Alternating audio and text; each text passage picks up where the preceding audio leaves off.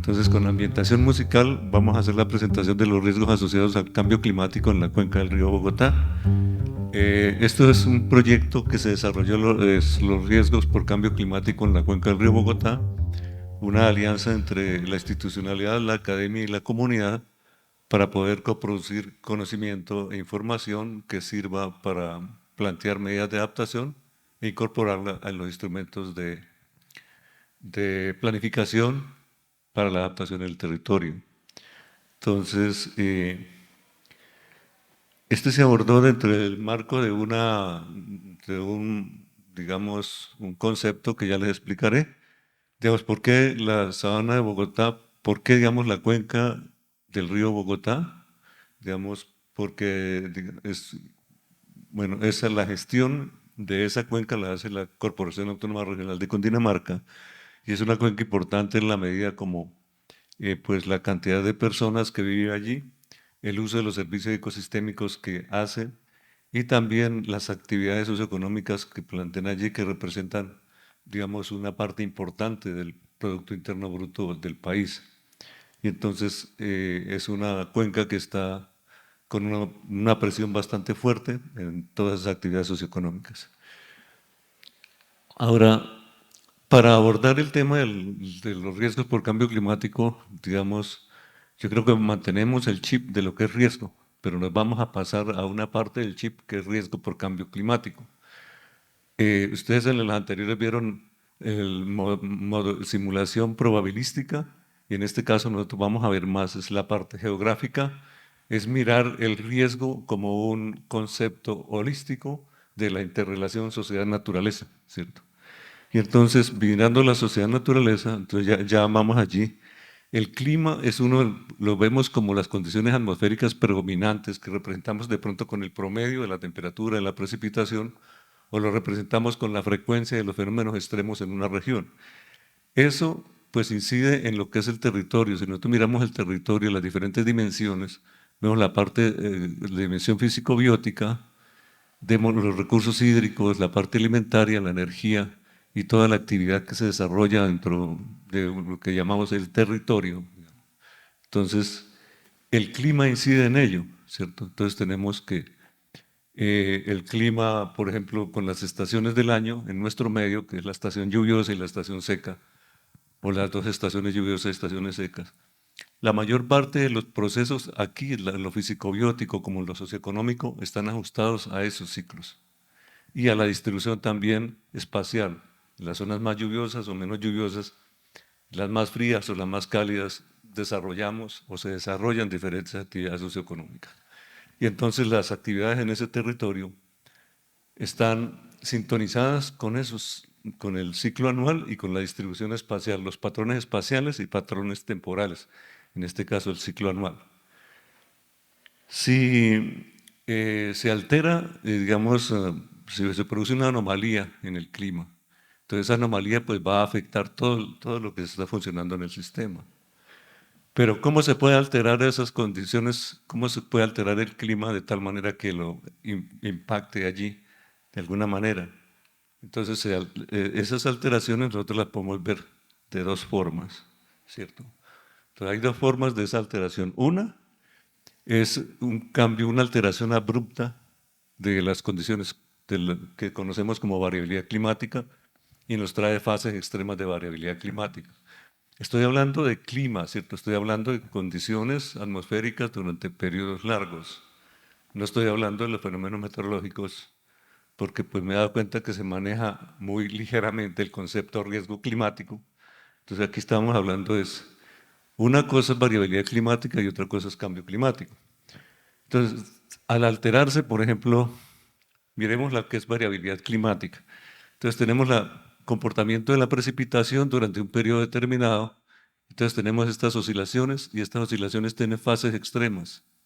Esas fases extremas, como es precipitación, generalmente terminan, aquí sería el déficit de precipitación, terminan en el fenómeno hidroclimático de sequías y aquí en esto termina el fenómeno hidroclimático de inundaciones de larga duración, que son diferentes de las crecientes o de las inundaciones súbitas.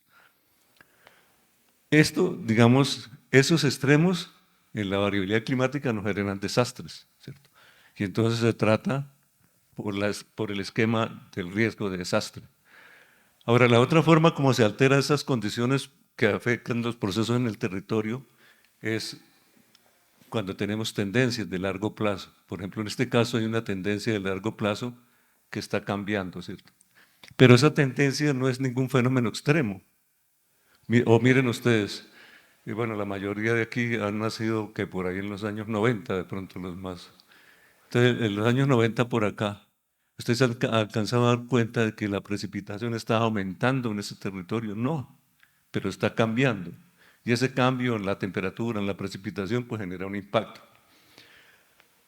Entonces, debemos diferenciar lo que es la variabilidad climática y el cambio climático.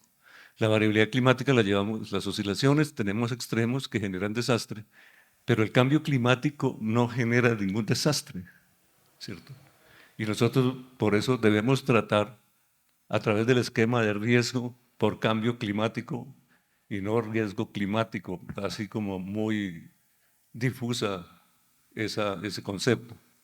Entonces, la fase extrema de la variabilidad climática genera desastres, entonces lo debemos tratar con el esquema de riesgo de desastre. Y en el caso del cambio climático, lo debemos tratar con el esquema del riesgo por cambio ambiental global. El cambio climático es una expresión del cambio ambiental global. Entonces, en adelante me voy a referir a riesgo por cambio climático.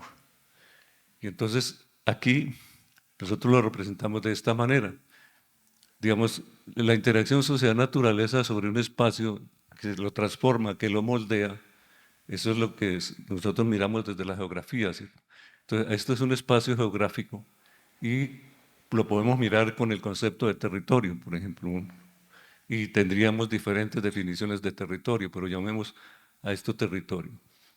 Entonces, de la naturaleza hay tendencia, por ejemplo, a la disminución o al aumento de la precipitación, al aumento de la temperatura. Esto es lo que llamamos el cambio climático.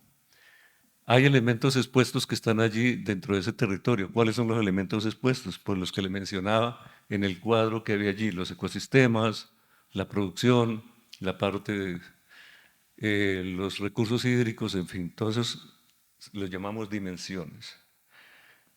Y entonces acá, ahora, esas dimensiones tienen unas características de sensibilidad y unas características de capacidad de adaptarse a cambio. ¿Cuál es la diferencia entre resiliencia y capacidad adaptativa? Es que la capacidad adaptativa es la capacidad de ir conociendo y a ir ajustándose a eso. No es responder a algo que lo golpea inmediato, tiene que enfrentarlo, asimilarlo y recuperarse. Eso es en el esquema de riesgo de desastre. En este esquema es la capacidad adaptativa y la sensibilidad que son diferentes. Si bien, digamos, esto es una expresión, no es una ecuación, una expresión que lo que enseña es la relación sociedad-naturaleza, es un concepto holístico desde la geografía, ¿cierto? Que me representa eso. La amenaza también me representa. Ahora, la vulnerabilidad es cómo están esos elementos expuestos con sensibilidad y capacidad adaptativa a ese cambio en la temperatura y en la precipitación. Con ese esquema nosotros nos fuimos a hacer, digamos, primero definimos los conceptos dentro del esquema de riesgo por cambio climático. Riesgos, los posibles impactos o los impactos que tendríamos si nos imaginamos un clima a mediados del siglo XX o a finales del siglo XXI o mediados del siglo XXI. Entonces esos son los conceptos. Entonces, si bien mantenemos el chip de riesgo, en este caso riesgo es el posible impacto, y es por cambio climático, no por un fenómeno que impacta, ¿cierto? Sino inmediatamente o bruscamente, podemos decir, sino que es algo que está cambiando, el ambiente está cambiando, en este caso el clima está cambiando en el largo plazo. Entonces, para operacionalizar ese esquema, pues nos toca representar el clima, mirar cómo es la exposición para establecer una amenaza por cambio climático y mirar la vulnerabilidad de esos elementos expuestos. Entonces tenemos que mirarle la sensibilidad y la capacidad adaptativa a esos elementos expuestos. Entonces el clima como cambio climático, ¿cómo lo representamos? Pues al clima futuro le restamos el clima de presente, el clima de referencia, pues se tomó el clima 1991-2020 Y para el futuro tomamos climas, por ejemplo, en estos 4 periodos, en los escenarios que nos daba el sexto informe del IPCC, ¿cierto? Entonces tendríamos allí. Se tomaron los modelos del CEMIP 6 en esos escenarios, en los dos escenarios 245, 3.7, se le resta el clima futuro del clima y vamos a tener un delta de clima. Ahora la exposición, ¿cómo está dada? Digamos, la exposición son las dimensiones del territorio y las representamos de esta manera. Ahora, se calcula cómo están, por ejemplo, los recursos hídricos en el clima de referencia y cómo estarían con condiciones en el futuro y tendríamos digamos, los valores, digamos, el efecto negativo nos da la amenaza, se normaliza y la categorizamos en alta, media, baja, en 5 categorías. Eh, la vulnerabilidad, ¿cómo la representamos? Se representa la sensibilidad con diferentes, aquí no se ve bien son las variables con las que se representa la vulnerabilidad. Estas variables para las diferentes dimensiones son diferentes. Ahora los números que están allí son las ponderaciones para sacar una vulnerabilidad. Y entonces miramos, por ejemplo, los cambios que hubo en la parte de las formaciones vegetales de Holdridge en clima de referencia y en los climas futuros bajo un escenario y otro, mediados de siglo, finales de siglo. Aquí tenemos los recursos hídricos, aquí tenemos, creo que es los incendios de cobertura vegetal y así diferentes dimensiones, cómo representamos las diferentes dimensiones, cómo cambia allí. Y el efecto adverso, donde disminuye determinada categoría o aumenta dependiendo de lo que... Aquí también vimos la parte de salud, los vectores de malaria, dengue o chagas, en fin, otros.